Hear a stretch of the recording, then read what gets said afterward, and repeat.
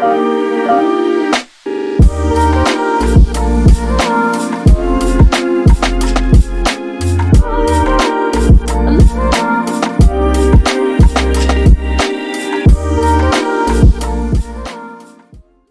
cek.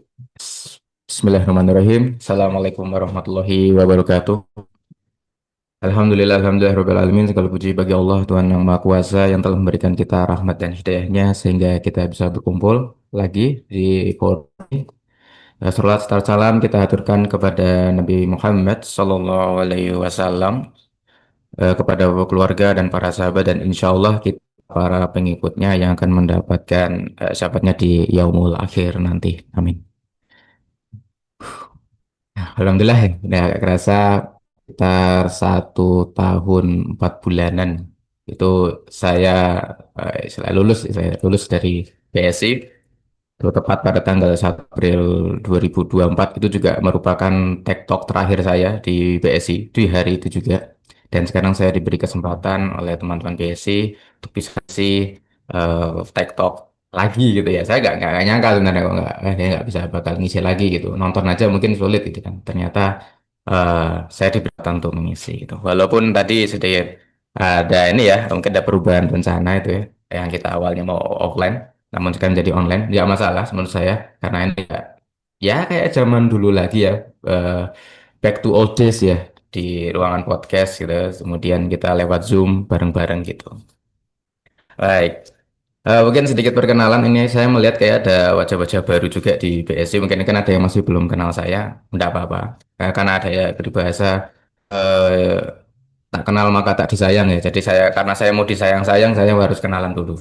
Jadi yang pertama perkenalkan, nama saya Anwaruddin Ridho. Saya sekarang ditempatkan di divisi TI, Fakultas Bisnis dan Ekonomika. Itu di Condong Catur sana. Jadi saya kan sekarang jadi Cah Condong Catur full time. Eh, Sebelumnya saya seperti tadi yang disebutkan Mas Sigit tadi, saya sebelumnya di tim akad tuh 1 tahun ya, itu 1 tahun. Kemudian kurang lebih ada tambahan 4 bulan itu di tempatnya Mbak Mbak Uvi ya di tim Army. Saya di UX design dulu, jadi apa namanya ya ngurusin beberapa desain aplikasi gitu yang ada di Gateway. Dan sekarang saya kerjanya palu gada apa-apa dikerjain. Tapi lebih lebih condong ke webmaster sekarang ya. Sekarang saya di bagian webmaster FBWI. Oke, nah sekarang kita lanjut aja ya ke materi utama. Saya tak share screen dulu. Sebentar, share screen. Oke,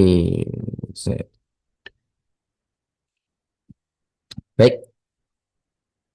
Untuk memantik TikTok pada pagi hari ini mulai dengan sebuah pertanyaan, yaitu adalah why we lose focus. Gitu. Apa sih yang membuat kita itu menjadi kurang fokus? Mungkin kalau teman-teman ada yang mau menjawab silakan ya di kolom komentar gitu, di kolom chat itu. Apakah karena kurang minum, kurang makan, atau mungkin kurang itu. Ya itu juga sebenarnya kurang uang itu juga buat buyar ya, jadi otomatis tidak fokus. Namun kita tidak akan membicarakan hal tersebut.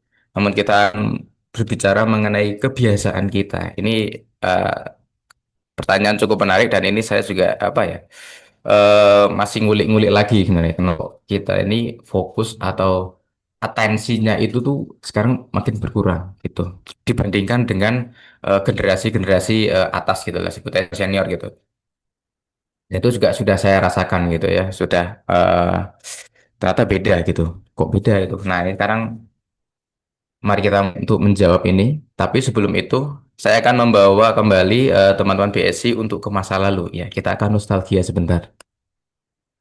Nostalgia gimana ya? Nah, sekarang kita di tahun 2025 ya. Kita perkembangan teknologi sudah sangat pesat ya. Sudah ada AI yang semakin beragam bentuknya. Kemudian ke teknologi nggak cuma di gadget aja. Sekarang gadget aja sudah bisa ditekuk ya. Sekarang HP sudah kembali bisa ditekuk. Dulu saya pikir HP itu ya yang nekuk itu cuma laptop. Sekarang HP aja juga bisa ditekuk sekarang. Ya itu hanya sedikit gambaran. Nah, kita akan kembali di tahun 2020. Wah, ini 5 yang lalu.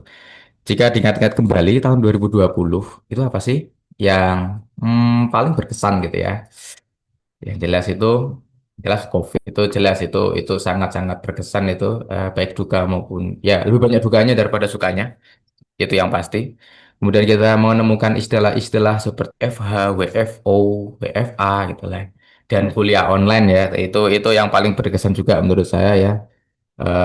Merasakan kuliah online di kehidupan kampus, bahkan KKN pun saya online juga. Jadi tidak merasakan apa itu romansa KKN hingga sampai sekarang nggak ngerasain. Seperti itu. Teman-teman yang udah merasakan kuliah offline itu bersyukur ya teman-teman. Boring bener sumpah. Kemudian di tahun 2015 itu kita lagi 10 tahun yang lalu. eh Pada tahun 2015 itu kayaknya saya itu masih mau masuk SMA itu ya. Mungkin sebagian dari teman-teman ini sudah ada yang mungkin kerja ataupun sebagian udah mau lulus kuliah atau mungkin sudah kuliah. Tahun 2015 itu ya yang saya tahu itu adalah booming sosial media. Maksudnya booming itu apa? Popularitasnya naik seperti Instagram gitu. Contohnya seperti Instagram. Saya pun juga menjadi bagian dari orang-orang yang ikut-ikutan ya Instagram. Saya mulai mendaftar Instagram kurang lebih di tahun-tahun itu. Walaupun saya mulai aktif itu setahun berikutnya karena saya pikir saya udah kebanyakan sosial media waktu itu. Males aja lah punya. Ternyata nengke punya Instagram. Jadi akhirnya ketagihan. Kemudian yang terakhir kita mundur lagi, tapi ini akan lebih jauh lagi, nggak cuma 10 tahun, tapi 20 tahun yang lalu. Lama banget ya. 2005 itu 2005 saya ingat-ingat ini ya waktu-waktu mau menganjak ini ya sekolah gitu, waktu SD ini saya mau masuk SD ceritanya. Di saat itu mungkin beberapa teman-teman BSI mungkin ada yang bapak-bapak ibu mungkin ada yang mungkin masih kuliah ataupun mungkin sudah bekerja dan mungkin sebagian besar kita juga masih yang namanya sekolah gitu ya. Baik. Nah, apa yang terjadi di tahun 2005? Kira-kira dibandingkan dengan tahun sekarang, 20 tahun yang lalu. Apakah ada yang namanya internet? Sudah ada, tapi tidak semua orang belum memiliki akses internet seperti sekarang. Tidak semua orang punya internet di rumahnya seperti itu. Apakah ada smartphone di tahun tersebut? Sepertinya, kalaupun ada, itu hanya orang-orang tertentu yang memiliki smartphone, tanda kutip smartphone ya, hanya orang-orang tertentu saja dan tidak semua orang bahkan dengan harga yang sangat mahal mungkinnya kalau dijual di tahun tersebut. Dan yang ketiga, apakah masih ada ataukah sudah ada yang namanya akal imitasi AI gitu. Saya rasa nggak ada juga. Atau jika ada, itu masih mahal pengembangan dan kita tidak merasakan AI. Pada tahun itu kita merasakan yang kalau dibandingin sama sekarang itu kita merasakan kehidupan yang lebih lambat menurut saya ya. Kalau mau nonton TV sekarang film di HP bisa. Sekarang kalau nonton TV ya kartun pagi, anime pagi, Doraemon, Shinchan itu harus nunggu setiap minggu di jam yang sama di channel yang sama. Itu kalau saya waktu kecil dulu dengerin endingnya Doraemon saya nangis waktu itu. Karena harus nunggu setahun lagi, nunggu seminggu lagi untuk bisa nonton episode berikut. Sedangkan sekarang kita kalau mau nonton film gitu ya tinggal play aja di HP. Kalau mau nonton lagi besok nonton lagi. Kurang lagi nonton lagi. Ada istilah binge watching juga itu saya alhamdulillah nggak ngerasain. Jadi nonton film malam gitu berkali-kali beruntun gitu. Nah itulah perbedaannya antara 10 tahun yang lalu. Maka kalau kita recap, kita memiliki tiga aktor utama dalam perubahan teknologi yang sangat masif ini. Yang pertama adalah kehadirannya internet, yang kedua, sosial media, Instagram, WhatsApp, YouTube, Snapchat, TikTok ya, TikTok. Kemudian yang ketiga adalah kehadiran AI. Ini untuk tahun ini ya, kehadiran AI ini sangat mempercepat peningkatan penggunaan atau volume informasi yang kita konsumsi seperti itu. Nah, jadi perbedaannya adalah dua hal ini, yaitu teknologi itu semakin cepat, so fast ya, semakin cepat. Cepat dalam apa? Cepat dalam pengelolaan dan cepat juga dalam penyebarannya. Apa yang terjadi di Amerika sana kita bisa tahu di hari yang sama, di detik yang sama gitu, di Indonesia, di ujung timur ini. Kemudian teknologi juga semakin fast atau luas, jangkauannya makin luas, volume informasinya semakin besar. Ini juga dibantu dengan kehadiran tiga aktor utama tadi tentunya. Berbagai macam informasi bisa kita dapatkan. Apalagi sekarang dibantu dengan AI, ChatGPT dan teman-temannya, semua orang bisa menjadi ahli atau semua orang bisa menjadi expert dengan tanda kutip expert ya, itu kita bisa tahu banyak hal gitu. Tapi bukan berarti kita akan otomatis menjadi seorang di bidang tertentu hanya menggunakan AI. Nanti kasihan kalau ada dokter gitu kan pura-pura jadi dokter hanya mengandalkan AI. Nanti kasihan pasiennya mati gitu kan. Nanti kita harus sholat jenazah juga habis itu. Nah, kemudian apa sih yang bisa kita ini ya ada ketahui? Nah, terdapat istilah yang cukup menarik menurut saya. Ini adalah yang bisa kita sebut sebagai Great Acceleration atau percepatan hebat. Itu adalah perubahan dalam melingkup kehidupan kita.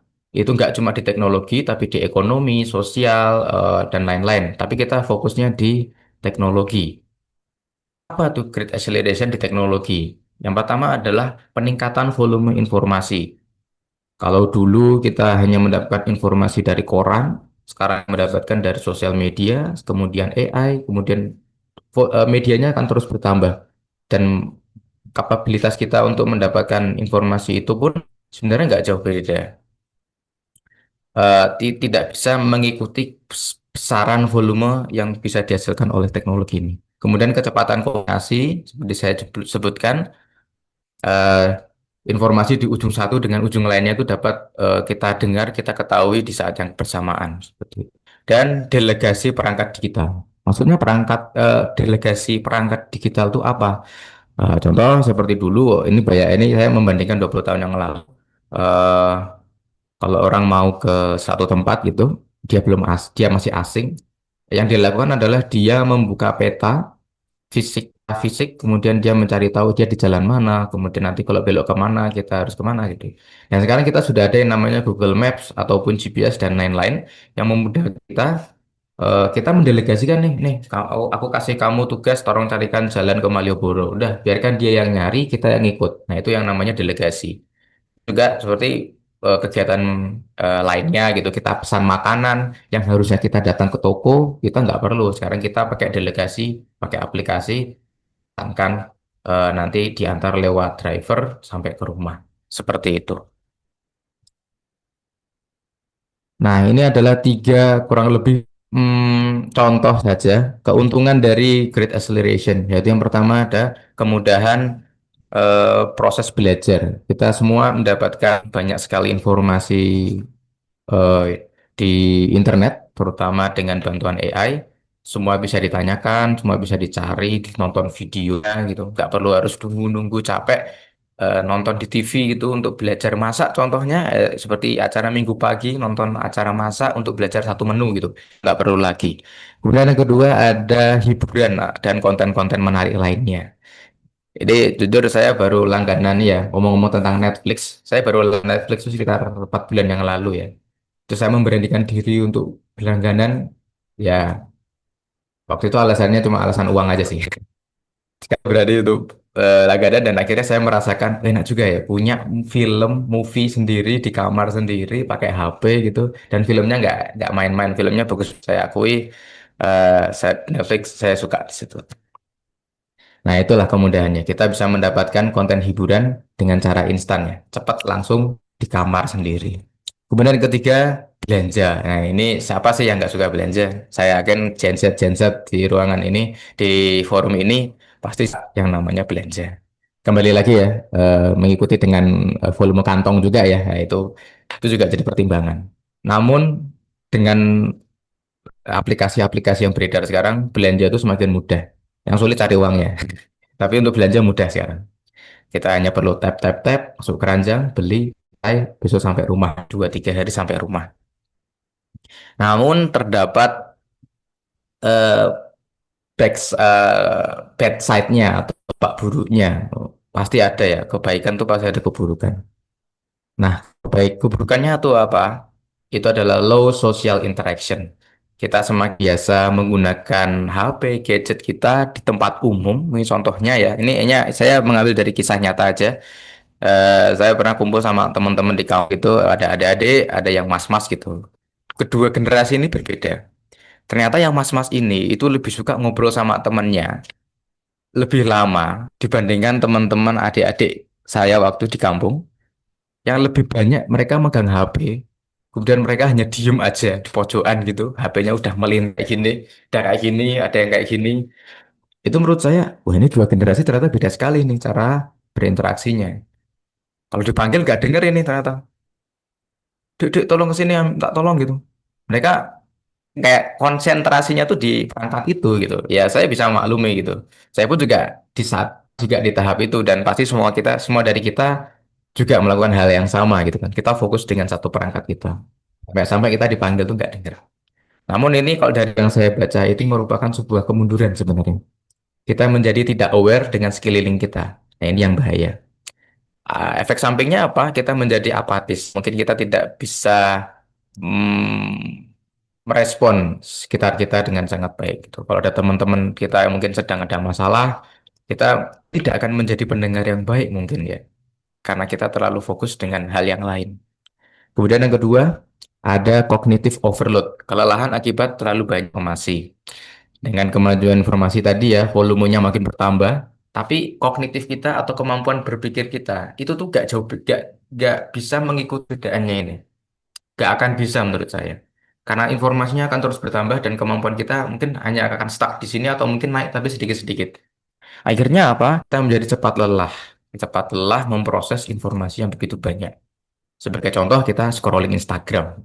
Satu kali scrolling itu sudah berapa kali konten sih yang kita tonton? Mungkin konten senang, menyenangkan ya, konten cat video, terus kemudian ganti lagi ada konten mungkin tentang peperangan di luar sana, ya udah kita sudah tahu itu peperangannya yang membuat kita emosi dan lain-lain. Kemudian kita ganti lagi ada huru hara yang sedang viral akhir-akhir ini. Itu kan kita konsentrasinya pindah tuh dari satu video ke video lain, ke video lain, video lain. Dan itu waktunya cepat. Swipe, swipe, swipe, swipe gitu. Itu yang buat kita capek sebenarnya. Kemudian yang terakhir adalah negative emotion. Apa itu? Nah, contohnya seperti stres, cemas, FOMO, overexposure. Ini beberapa emosi yang bisa saja terjadi saat kita terlalu sering atau terlalu adiktif menggunakan sosial media. Saya fokuskan di sosial media ya.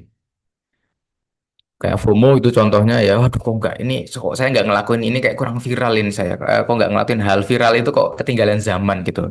Atau mungkin overexposure, saya ingin terlihat beda sendiri di sosial media, saya ingin terlihat paling top gitu. Kalau teman-teman saya di saya ini salah ini, saya harus ternotis ini gimana caranya kayak gitu. Itu semoga tidak terjadi di kita ya, tapi di luar sana ada itu. Dan saya pernah dengar satu cerita bahwa ada orang yang membandingkan satu orang dengan orang yang lain dengan jumlah follower di sosial medianya, kalau nggak Instagram gitu. Dia membandingkan berapa banyak followermu di sini gitu. Jadi dia menganggap bahwa follower yang rendah itu orang rendahan juga seperti itu. Nah ini pemikiran barat yang perlu kita hindari ya. Nah ini ada satu kalimat yang saya ambil dari buku juga, nanti akan saya spill beberapa. Otak manusia tidak akan pernah mengalahkan grid acceleration karena seperti saya sebutkan tadi, grid acceleration itu atau informasi itu kan naiknya menanjak selalu. Tapi manusia itu naiknya pelan-pelan banget. Kalaupun naik itu nggak signifikan dengan apa yang informasi itu dikembangkan seperti itu. Karena kita punya limitasi, kita punya batasan. Kita nggak Superman, kita bukan superkomputer yang bisa mengingat atau mengolah informasi yang begitu banyaknya itu. Limitasi kita yang pertama adalah terlalu cepat informasi itu diproses, maka semakin berat kognitifnya, loadnya semakin berat di otak kita. Semakin berat berarti kita tidak akan bisa fokus atau kita memperhatikan sesuatu dengan baik itu. Contoh, dengan informasi yang begitu banyak lalu lalang seperti itu, kita nggak tahu nih, kita mau fokus ke agenda yang mana, atau fokus ke konten yang mana, berita yang mana gitu. Karena semuanya kita konsumsi gitu. Nah, akhirnya apa? Kita mendapatkan permukaannya aja istilahnya. Kita hanya mendapatkan permukaan permasalahan, tapi yang di dalamnya kita nggak tahu. Karena kita terlalu fokus untuk melihat konten-konten yang banyak, untuk yang di permukaan. Kemudian apa? Karena kita capek, kita lelah, berkuranglah tingkat kreativitas dan berpikir kritisnya. Ya, ini jujur aja ini yang saya alami juga. Berpikir kritis ini yang sebuah skill yang menurut saya butuhkan banget, tapi sekarang kayak saya belum mendapatkannya gitu. Apakah yang salah itu siapa gitu? Nah, setelah saya baca-baca buku, ya mungkin kesalahannya dari saya. Kenapa kok saya tidak bisa berpikir di sini? Nah, mungkin ini perlu ada perubahan kebiasaan ini. Apakah saya perlu mengubah kebiasaan saya sehari-hari gitu? Kemudian yang kedua, ada we cannot multitasking. Nah, ini kalau ada orang yang nyebutkan kita harus bisa multitasking atau enggak, kita harus bisa mengerjakan banyak hal sekaligus. Sebenarnya yang kita lakukan itu bukan multitasking, nah, teman-teman BSI. Yang kita lakukan itu adalah monotasking dengan berpindah-pindah pekerjaan dengan cepat. Ibarat kita ini juggling sebenarnya. Kita juggling satu bola, lempar ke atas, tangkap. Lempar, tangkap, tangkap. Sebenarnya kita tidak melakukan hal itu bersamaan, tapi kita satu-satu ngerjainnya. Tapi cepat, harus cepat. Nah, berpindah-pindah dari satu pekerjaan yang lain dengan cepat, gitu ya, dan itu berulang-ulang, itu ada efek negatifnya. Yang pertama namanya switch cost effect. Switch cost effect itu artinya apa? Setiap kali kita berpindah satu fokus ke fokus yang lain, kita ibarat ngereset lagi nih fokus kita dari satu. Misalnya kita fokus ke pekerjaan kita. Oh, fokus nih. Mantap ini. Kemudian tahu-tahu ada suara klinting gitu, ada Instagram kita bunyi, oh ternyata teman kita komen gitu, teman kita komen dengan kita. Tuh, kita cepat-cepat buka nih. Kita jawab, selesai, kita kembali lagi ke sini. Nah, proses dari kita fokus ke HP, kemudian kita kerjaan, itu otak kita tuh reset lagi gitu. Kita reset fokus kita lagi dari nol sebenarnya. Mungkin untuk satu dua kali nggak apa-apa, tapi kalau itu berulang kali gitu, entah nanti multitasking dalam bentuk apa, itu lama-lama kita akan capek sendiri. Jadi saya pernah lihat juga katanya orang kantoran tuh capek loh kerjaannya, padahal cuma duduk aja. Nah, itu mungkin yang membuat mereka lelah itu adalah otak mereka sudah capek sebenarnya. Secara fisik mereka kuat, tapi secara otak mereka udah capek karena tadi multitasking berlebihan. Kemudian screw up effect. Nah, tadi semakin kita switching tadi, kita makin lelah hingga apa? Kita kemungkinan untuk membuat kesalahan, membuat sebuah eh, mistakes itu meningkat dikit demi sedikit, makin meningkat, makin nggak fokus. Aduh, kelupaan apa ini tadi? Oh, ternyata ada yang kelewat ini gitu. Itu dan mungkin saya juga saya gini saya juga merasakan hal yang sama gitu. Ada satu dua yang kelupaan. Itu karena capek kepalanya. Dan kreativiti itu pengurangan tingkat kreativitas. Jadi akibat dari kelelahan tadi. Dan yang ketiga itu overly stimulated. Nah, ini ini akan nyambung ke slide berikutnya, cukup menarik untuk overly stimulated ini. Jadi jadi kita itu kecenderungan untuk suka mencari kesenangan, mencari kepuasan gitu. Kalau kita udah puas sekali ya kita akan cari lagi terus. Kalau nggak ada kontrol ya, ini kita dengan konteks tanpa kontrol ya. Kalau ada kontrol kita akan terus mencari, mencari, mencari, mencari. Itulah kenapa kita kalau bukan malah saya ambil contoh saya aja lah. Saya sendiri itu Instagram itu bisa berjam-jam, itu 1 sampai 2 jam sehari, bahkan tiga itu saya pernah 3 jam sehari itu menghabiskan waktu hanya cuma di Instagram, link gitu, cari lagi. Kalau ada konten menarik, scrolling lagi, nggak kerasa itu mau udah 1 jam gitu saya scrolling Instagram. Itu pernah satu momen itu kalau saya nyebutnya genjutsu itu kalau anak-anak anime udah tahu genjutsu itu kayak kena ilusi gitu ngulang terus. Karena apa? Karena senang gitu. Kita puas gitu dengan scrolling terus gitu. Nah, akibatnya apa? Yang pertama kita terlalu sensitif dengan stimulan, bahkan yang terkecil sekalipun. Kayak suara ringtone, suara notifikasi apapun itu bisa mengganggu pekerjaan kita. Bisa jadi kita tidak di tahap itu bisa, tapi kalau memang benar teman-teman ada yang di tahap itu, berarti kemungkinan teman-teman overly stimulated ini, kemungkinan otaknya nih. Kemudian yang kedua, perhatian mudah karena kita selalu pindah sana, pindah sini, pindah sana, pindah sini. Fokus kemana ini sebenarnya? Kita mau fokus kerjaan atau fokus ke sosial media nih? Ke yang lain. Kemudian decision making terganggu. Karena terlalu banyak yang dipikirkan, terlalu banyak informasi yang dikonsumsi, sehingga kita nggak tahu nih, mana yang mau tak prioritaskan. Kemungkinan ini enggak, ini bukan berarti saya ngomong vonis sahabat beasiswa seperti ini, itu tidak. Ini adalah gejala eh, yang ditemukan oleh researcher tapi di luar sana, di salah satu video yang dibuat oleh Chris Bailey. Kalau teman-teman BSI mau cek, itu bisa cek di YouTube TED Talk, namanya Chris Bailey, punya Chris Bailey. Itu dia menjelaskan kenapa kok kita bisa overstimulated. Nah, ini saya ambil dari situ. Dan saya ambil karena relate dengan apa yang saya alami. Oke, ada yang pernah nonton film ini di Netflix ya? Jadi ini alasan saya kenapa dulu itu langganan Netflix itu karena salah satunya film ini. Di Sosial Dilema ini, kalau saya baca, ini saya terangkan singkatnya, itu adalah film dokumenter yang orang ini, si pembuatnya ini, dia mewawancarai para mantan anggota perusahaan IT terbesar, ya dari Facebook, Instagram, Snapchat, seperti itu. Mereka ulik-ulik nih, apa sih yang mereka lakukan di balik itu, dan agenda apa yang ada di setiap perusahaan ini, apa yang mereka rancang, yang mereka hadirkan untuk para konsumen. Dan singkat ceritanya, terdapat bisnis di balik itu.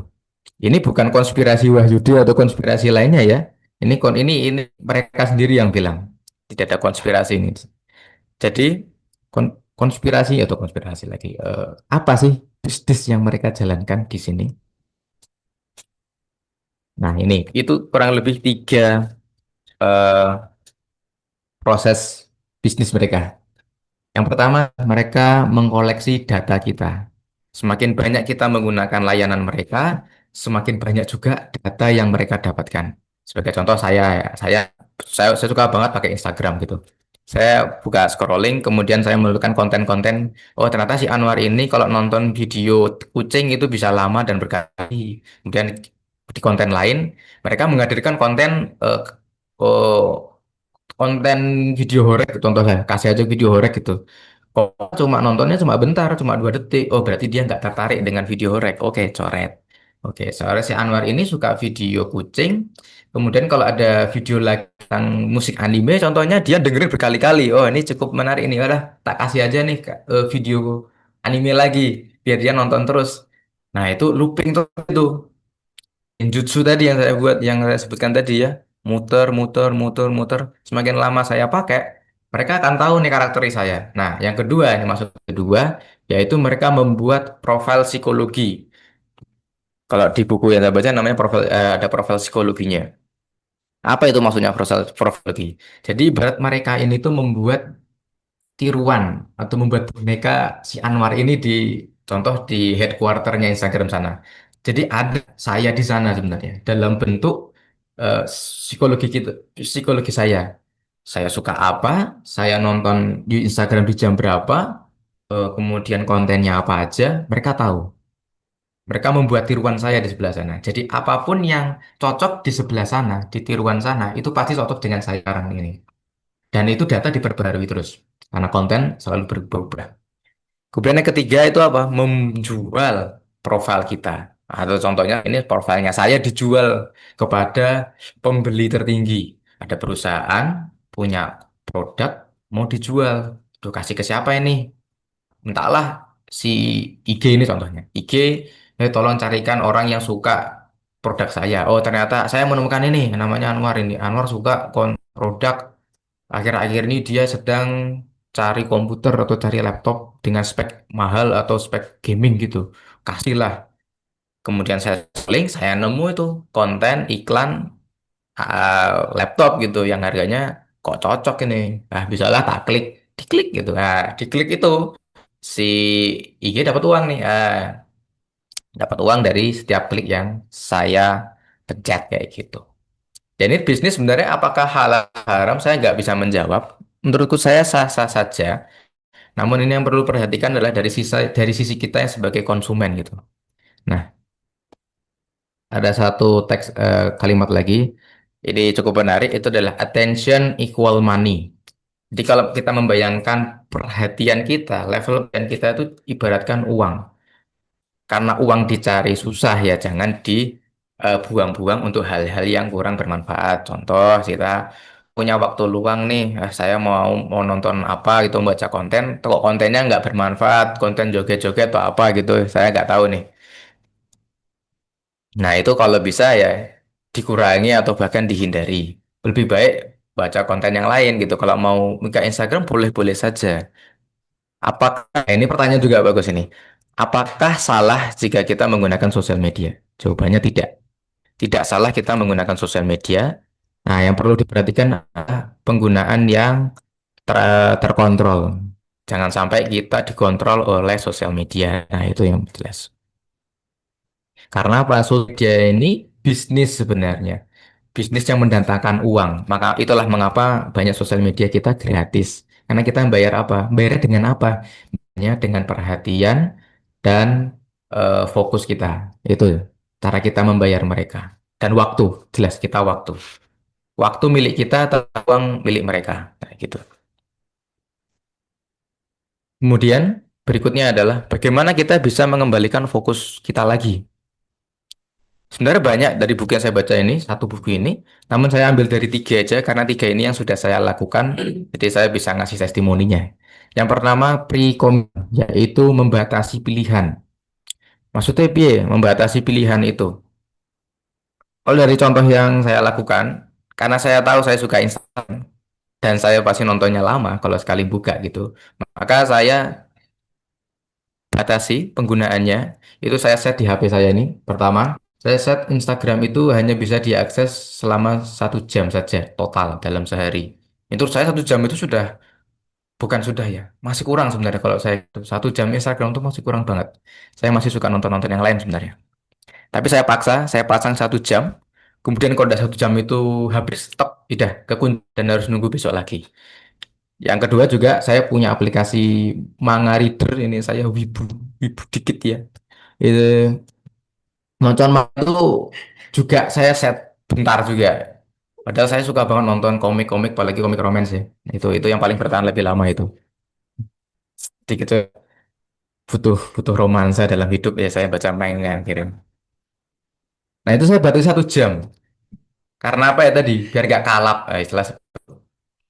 Dan saya tambah lagi, saya double lagi. Saya buat mode work di HP saya ada mode work istilahnya.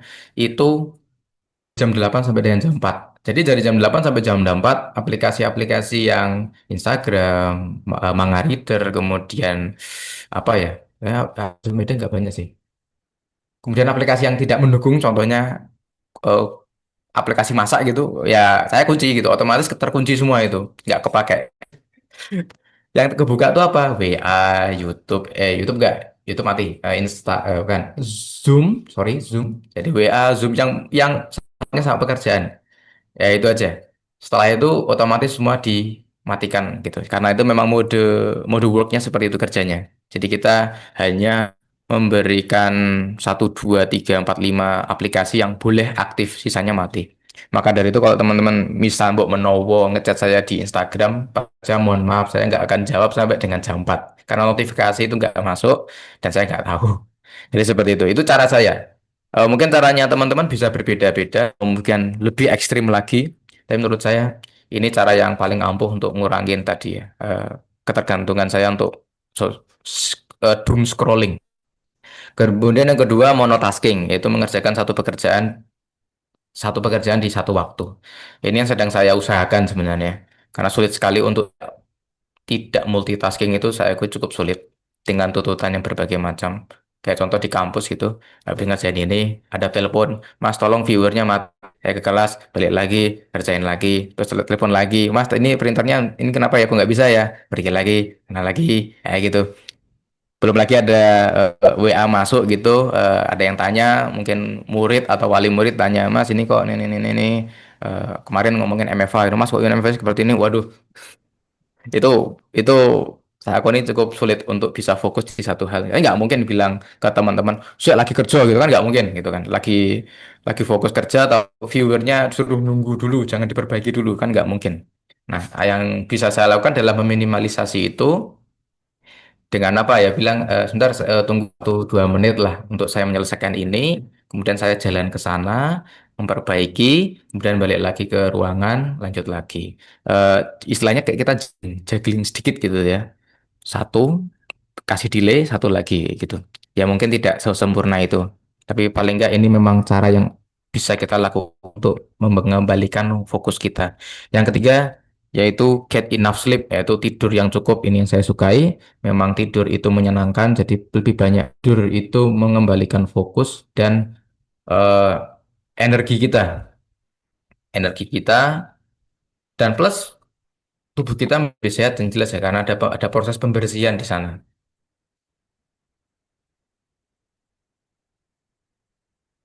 Oke, ada 3 teoris atau yang bisa kita dapatkan dari materi tadi. Yang pertama adalah overstimulation merupakan akar dari pengalihan perhatian yang mengarah pada kehilangan fokus. Jadi akar masalahnya, why-nya kenapa? Yaitu why-nya di nomor satu itu adalah why we lose focus karena kita terlalu overstimulate. Dah itu jawaban. Karena kita terlalu banyak distimulasi hingga akhirnya kita mudah teralihkan perhatiannya, sehingga kita tidak fokus mengerjakan suatu pekerjaan ataupun aktivitas. Kita tidak bisa deep fokus gitu. Bisa tahu sampai ke akar-akarnya, kita nggak bisa. Kita hanya sampai permukaannya aja. Yang kedua adalah batasi stimulan. Dengan membatasi stimulan, berarti kita memberikan energi lebih untuk fokus dan deep work. Nah, itu yang baik ke nomor satu. Dan yang ketiga, gunakan teknologi informasi secara bijak. Ini nasihat umum banget. Bijaknya seperti apa? Ya monggo bisa diartikan sendiri-sendiri.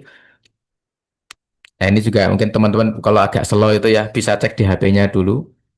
Apakah di HP Android nih, saya punya Android, screen time-nya apa ini dalam waktu 1 minggu terakhir? Mungkin berbagai macam bentuknya. Terakhir kali screen time saya untuk minggu kemarin itu nyentuh 3 jam. 3 jam per hari rata-rata. 3 jam itu menurut saya sudah banyak. Saya pernah dulu 1 hari itu pernah pakai HP 6 jam itu di hari Minggu itu, dan saya cek ternyata hari Minggu. Berarti kan 6 jam itu udah hampir kayak jam tidur saya sebenarnya itu. Jam tidur saya itu 6 jam kurang lebih.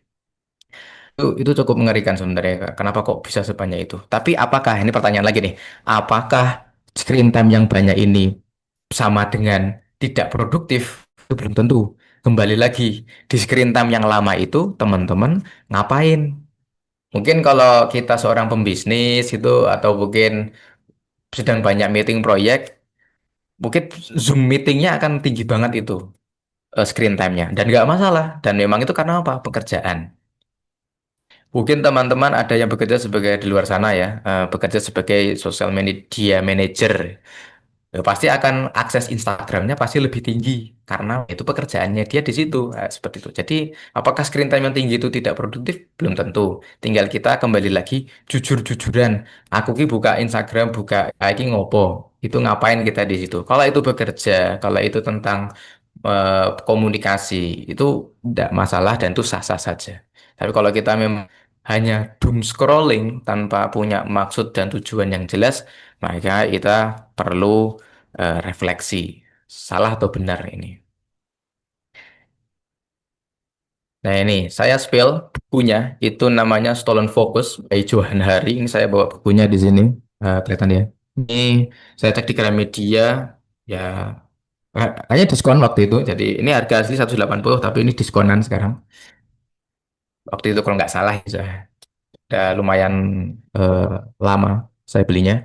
Nah ini ya, sumber informasi TikTok saya pada pagi ini. Kalau teman-teman tertarik bisa cari di Gramedia. Saya nggak membelikan, saya nggak promo ya, saya cuma ngasih tahu aja.